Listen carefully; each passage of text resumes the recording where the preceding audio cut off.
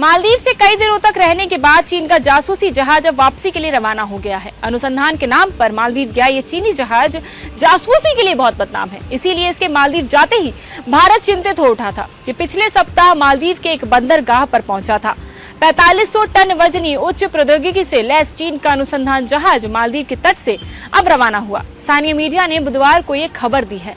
आधिकारिक रूप से जियांग यांग हांग 3 नामक ये चीनी जहाज ने कर्मियों को बदलने और आपूर्ति के लिए बंदरगाह पर लंगर डाला था। अंतर्राष्ट्रीय मीडिया के अनुसार 22 फरवरी को मालदीव में लंगर डालने के बाद जियांग यांग हांग 3 मालदीव विशिष्ट आर्थिक क्षेत्र की सीमा पर लौट गया है। लेकिन माले बंदरगाह से रवाना हो जाने के बाद भी 2 दिन पहले ट्रैकिंग साइटों पर इस जहाज का आखिरी सिग्नल हुल हुमाले के समीप नजर आया था।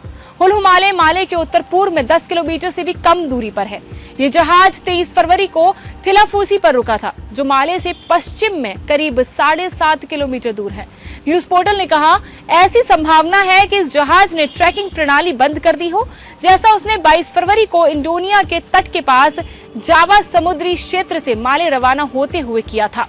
करीब 100 मीटर लंबे इस जहाज को 2016 में चीन के सरकारी समुद्री प्रशासन के बेड़े में शामिल किया गया था।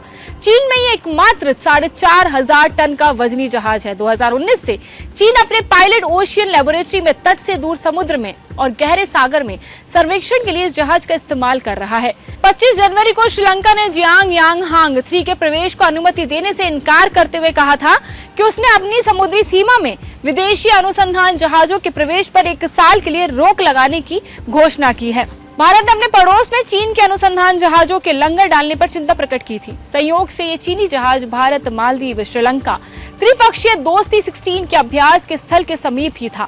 यह अभ्यास 22 फरवरी और 25 फरवरी के बीच हुआ था। चीन समर्थक मालदीव की नई सरकार ने 23 जनवरी को कहा था कि उसने अनुसंधान और सर्वेक्षण की सुविधाओं से लैस इस अनुसंधान जहाज को माले बंदरगाह पर ठहरने की अनुमति दी है, क्योंकि उसका पड़ाव कर्मियों की पाली बदलने के लिए था और ये मालदीव समुद्री सीमा में रहने के दौरान कोई अनुसंधान नहीं करेगा। एक अमेरिकी थिंक टैंक ने आरोप लगाया है कि चीनी वैज्ञानिक अनुसंधान जहाजों का विशाल बेड़ा सैन्य मकसदों, खासकर पनडुब्बी संचालन के लिए हिंद महासागर क्षेत्र समेत सागरों से आंकड़ा जुटा रहा है।